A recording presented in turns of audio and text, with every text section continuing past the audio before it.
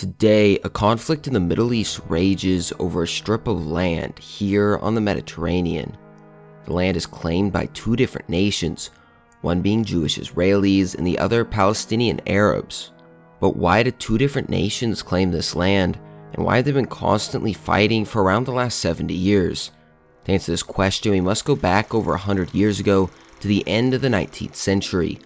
The people known as Jews, or the Jewish people, would be spread across the world, many residing in Central and Eastern Europe, with a good portion in the Americas and around the Mediterranean.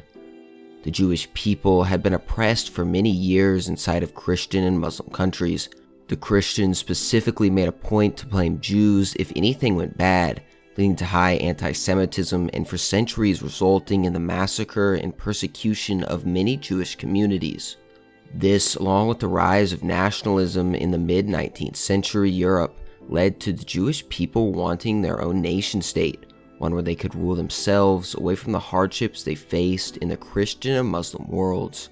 Many Jews believed their state should lie in their ancestral homelands in Palestine, which was currently under the rule of the Ottoman Empire and had been for several centuries. Once this idea of Zionism spread, many Jews would begin migrating towards Palestine with the help of newly formed Zionist enterprises back in Europe. Within a decade, the Jewish population in Palestine would nearly double. The Arab population in Palestine would quickly feel threatened by the sudden surge of Jews and would soon begin protesting against the acquisition of lands by the Jewish population. As a result, in 1892, the Ottoman authorities banned land sales to foreigners, but the Jewish population kept immigrating, and by 1914, the Jewish population in Palestine had risen to over 60,000.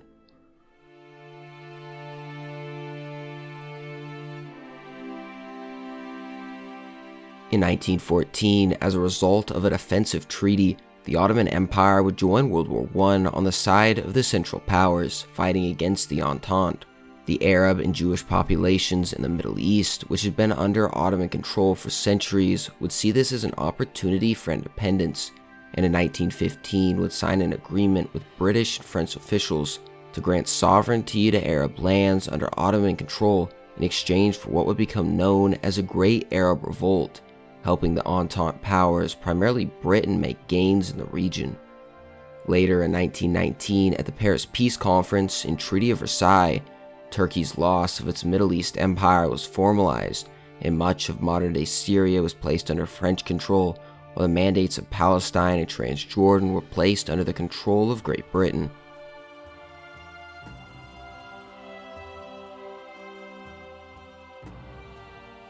Under British rule, the Zionist movement continued to gain momentum, primarily due to increased growth of anti-Semitism in Europe, which led to massacres, particularly in Russia, where hundreds of thousands of Jews were killed.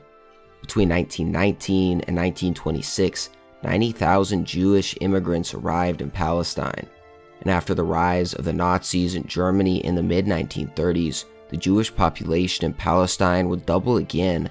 The native Arab population in Palestine opposed the increase of the Jewish population. During this period, relations between the Jewish and Arab populations deteriorated greatly, and the hostility between the two groups intensified. From 1920, the Palestinian Arab movement formed and began inciting religious riots against the Jewish population, resulting in the Haifa riots of 1921. Further tensions led to the 1929 Palestine riots, which resulted in Jews being massacred in Hebron. In 1936, as Europe was preparing for war, the Supreme Muslim Council in Palestine instigated the Arab Revolt, which lasted from 1936 to 1939, in which Palestinian Arabs rioted and murdered Jews in various cities. In May 1939, in response to the riots, the British government released a new policy paper which sought to calm the riots in Palestine. It significantly reduced the number of Jewish immigrants allowed. It also placed restrictions on the right of Jews to buy land from Arabs.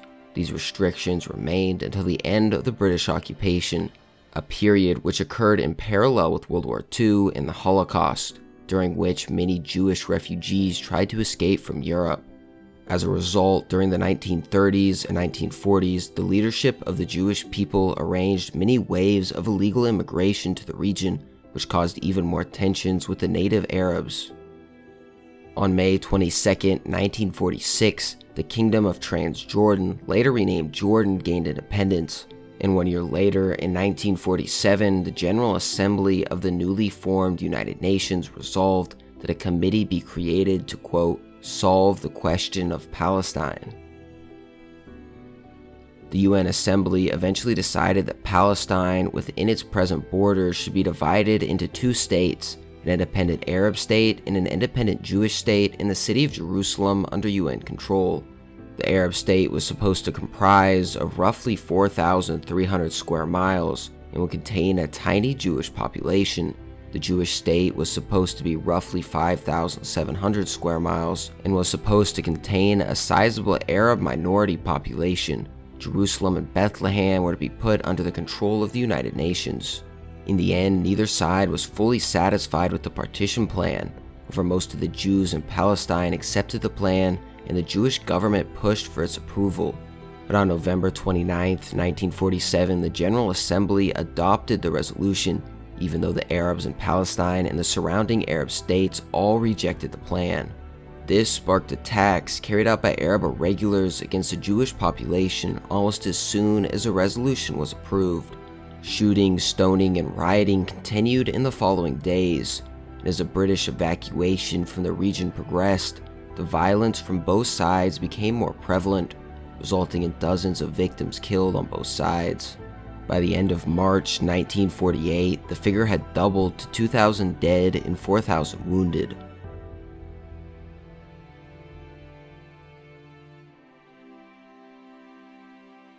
On May 14, 1948, one day before the British mandate expired, the Jewish leader Ben-Gurion declared the establishment of a Jewish state known as the State of Israel. The end of the British mandate over Palestine and the Israeli Declaration of Independence sparked a full-scale war, which erupted on May 14, 1948. On May 15th and 16th, the five armies of Jordan, Syria, Egypt, Lebanon, and Iraq intervened in Palestine. Despite this fact, the war resulted in an Israeli victory. Jordan, Syria, Lebanon, and Egypt signed the 1949 Armistice Agreement with Israel, resulting in Israel annexing territory beyond their partitioned borders, while the Gaza Strip and the West Bank were occupied by Egypt and Transjordan. Jordan also annexed East Jerusalem, while Israel administered West Jerusalem. The war and violence had caused around 700,000 Palestinian Arabs to flee from Israel, while in neighboring Arab countries, about 150,000 Jews fled or were expelled from their homes, most of which reached Israel between 1948 and 1972. Most of the Palestinian Arab population that remained in Israel after the war was granted Israeli citizenship. Arab Israelis were subject to martial law up to 1966, when security restrictions placed on Arab citizens were lifted completely, and Arab citizens were granted the same rights as Jewish citizens. Even though the official war was over, violence was ongoing during almost the entire period from 1950 through 1967. It included many attacks on civilians in Israel carried out by the Jordanian army and by Palestinian militants, as well as the newly established Palestinian Liberation Army, or PLO, as well as several major Israeli retaliatory attacks, and later after Israel's raid on an Egyptian military outpost in Gaza in 1955, the Egyptian government began to actively sponsor, train, and arm the Palestinian volunteers from Gaza, which committed raids into Israel. This would result in the 1956 Suez Crisis, where Western powers and Israel invaded Egypt, resulting in a short-term Israeli occupation of the Gaza Strip, but Egyptian leadership was later restored after an Israeli withdrawal. In 1967, after years of more Egyptian-aided Palestinian militant attacks stemming from the Gaza Strip, as well as Egypt's amassing of an increased number of troops in the Sinai Peninsula and several other threatening gestures from other Arab nations, Israel launched an attack against Egypt and the surrounding countries. The strike and the operations that followed became known as the 6 Days War. By the end of the 6-Day War, Israel had captured the Gaza Strip and the Sinai Peninsula from Egypt, the West Bank from Jordan, including East Jerusalem, and Golan Heights from Syria. At the end of August 1967, Arab leaders met in response to the war to discuss the Arab position towards Israel. They reached consensus that there should be no recognition, no peace, and no negotiations with the State of Israel. The defeat also led to the expulsion of the PLO from the West Bank, where they were deported into Jordan, where in September 1970 a bloody military struggle was held between Jordan and Palestinian armed organizations. The fighting continued until July 1971, with the expulsion of the PLO to Lebanon, where they established bases to stage attacks on Israel. The PLO took advantage of its control of southern Lebanon in order to launch rocket attacks and execute terror attacks on the northern border. At the beginning of the 1970s, the Palestinian terror organizations waged an international terror campaign against Israelis in an attempt to publicize the Palestinian cause.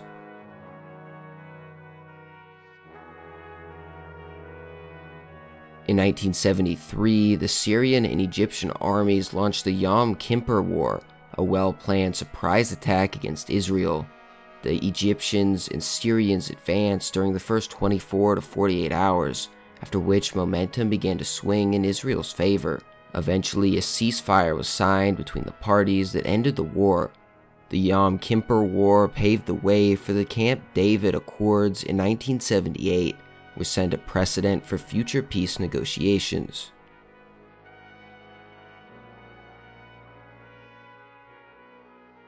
In 1978, in response to a Palestinian attack killing 37 civilians, the IDF launched Operation Litani with the goal of taking control of southern Lebanon up to the Litani River. The IDF achieved this goal and forced the PLO to withdraw to the north into Beirut. But after Israel withdrew from Lebanon, Palestinian forces resumed firing rockets into the Galilee region of Israel.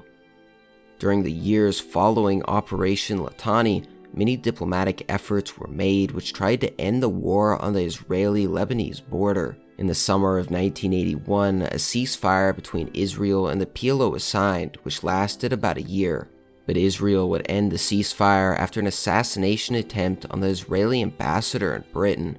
This led Israel to invade Lebanon again in the 1982 Lebanon War, in which they even occupied Beirut. To end the siege, the US and European governments brokered an agreement guaranteeing safe passage for PLO leaders to exile in Tunis. During the war, Israeli-allied Christian Arab militias carried out the bloody Sabra and Shatila massacre. For its involvement in the Lebanese war, Israel was heavily criticized. 3 years later, in June 1985, Israel withdrew most of its troops from Lebanon, leaving a small Israeli force in southern Lebanon as a security zone and buffer against attacks on its northern territory. Within Israel, the first Palestinian Intifada erupted in December 1987 and lasted until the Madrid Conference of 1991. The riots escalated daily throughout the territories and were especially severe in the Gaza Strip. The Intifada was renowned for its stone-throwing demonstrations by youths against the heavily armored Israeli defense forces. Over the course of the first Intifada, a total of 1,551 Palestinians and 422 Israelis were killed. In 1987, Ahmed Yassin co-founded Hamas. Since then, Hamas has been involved in what it calls armed resistance against Israel, which mainly consists of terrorist acts against the Israeli civilian population. On November 15, 1988, a year after the outbreak of the First Intifada, the PLO declared the establishment of the Palestinian state. The proclaimed State of Palestine is not and has never actually been an independent state, and it has never had sovereignty over any territory in history. The declaration is generally interpreted to have recognized Palestine's claim to its right to exist. Following the declaration, the United States and many other countries recognized the PLO. During the Gulf War in 1990 through 91, Arafat, the PLO leader, supported Saddam Hussein and opposed the US-led coalition attack on Iraq. Arafat's decision severed relations with Egypt and many other oil-producing Arab states that supported the US-led coalition. After the end of hostilities, many Arab states that backed the coalition cut off funds to the PLO, which brought the PLO to the brink of crisis. In the aftermath of the 1991 Gulf War, the coalition's victory opened a new opportunity to advance the peace process. The US launched a diplomatic initiative in cooperation with Russia, which resulted in the 1991 Madrid Peace Conference. The conference was an early attempt by the international community to start a peace process through negotiations involving Israel and the Palestinians, as well as several Arab countries including Syria, Lebanon, and Jordan. The Palestinian team was initially a joint Palestinian-Jordan delegation and consisted of Palestinians from the West Bank and Gaza without open PLO associations. In January 1939, Israeli and PLO negotiators began secret negotiations in Oslo, Norway. On September 13th, they signed a Declaration of Principles in Washington, D.C. on the basis of the negotiations between Israeli and Palestinian teams in Norway. After this, a long process of negotiation began, known as the Oslo Peace Process. One of the main features of the Oslo Peace Process was the establishment of the Autonomous Palestinian Authority to administer Palestinian communities in the Gaza Strip and the West Bank. On September 28, 1995, the Israeli Prime Minister and PLO chairman signed the Israeli-Palestinian Interim Agreement in Washington. The agreement allowed the PLO leadership to relocate to the occupied territories and granted autonomy to the Palestinians, with talks to follow regarding final status. In return, the Palestinians recognized Israel's right to exist and promised to abstain from use of terror. In January 1996, Israel assassinated the chief bomb maker of Hamas. In response, Hamas carried out another wave of suicide attacks in Israel. Following these attacks, the Palestinian Authority began to act against Hamas and actively suppress their activities. In 2000, the Camp David Summit was held, which was aimed at reaching a final status agreement. The summit collapsed, however, after Palestinian officials would not accept a proposed draft by American and Israeli negotiators. After the failure of the Camp David Summit, the Second Intifada erupted. The outbreaks of violence began in September 2000. A lethal suicide attack in the Park Hotel, in which 30 Jews were killed on March 27, 2002, led Israeli Defense Forces to execute Operation Defensive Shield, a large-scale military operation carried out between March 29th until May 10, 2002, in Palestinian cities in the West Bank. The operation contributed significantly to the reduction of Palestinian terror attacks in Israel. As part of the Israeli effort in June 2002, Israel began construction of the West Bank barrier.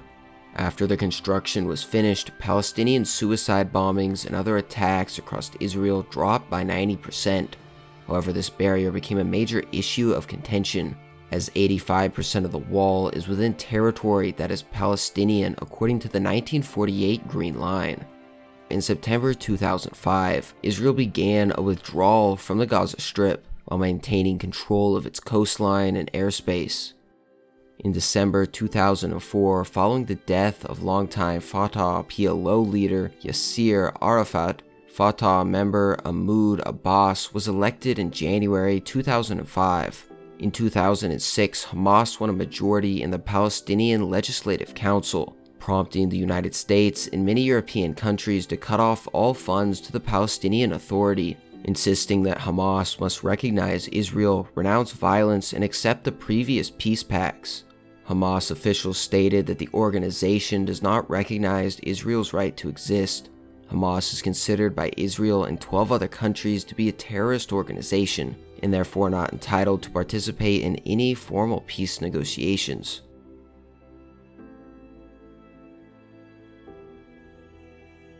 In response to numerous rocket firings by Hamas from the Gaza Strip into southern Israel, fighting broke out between Hamas and Israel in the Gaza Strip until 2008, when a ceasefire was signed. In the summer of 2007, a Fatah-Hamas conflict broke out.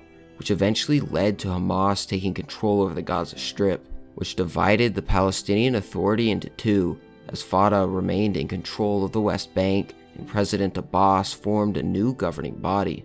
In late 2008, Israel renewed their attack with an intense bombardment on the Gaza Strip. Hamas intensified its rocket and mortar attacks against targets in Israel throughout the conflict. On January 3, 2009, the Israeli ground invasion began. The operation resulted in the death of more than 1,300 Palestinians. On November 14, 2012, Israel began Operation Pillars of Defense in Gaza, with the aim being to halt the indiscriminate rocket attacks originating from the Gaza Strip and to disrupt the capabilities of Hamas. The IDF stated it targeted more than 1,500 military sites in the Gaza Strip. According to Palestinian sources, 160 Palestinians had been killed in the conflict. Meanwhile, the Palestinian militant groups fired over 1,500 rockets into Israeli population centers, injuring 252 Israelis. On November 21st, a ceasefire was announced after days of negotiations between Hamas and Israel, mediated by Egypt.